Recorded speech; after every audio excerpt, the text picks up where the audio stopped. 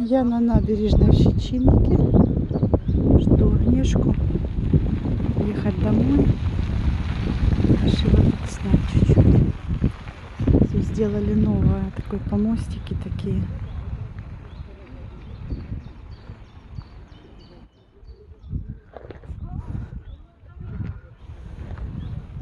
Еще целый час могу гулять.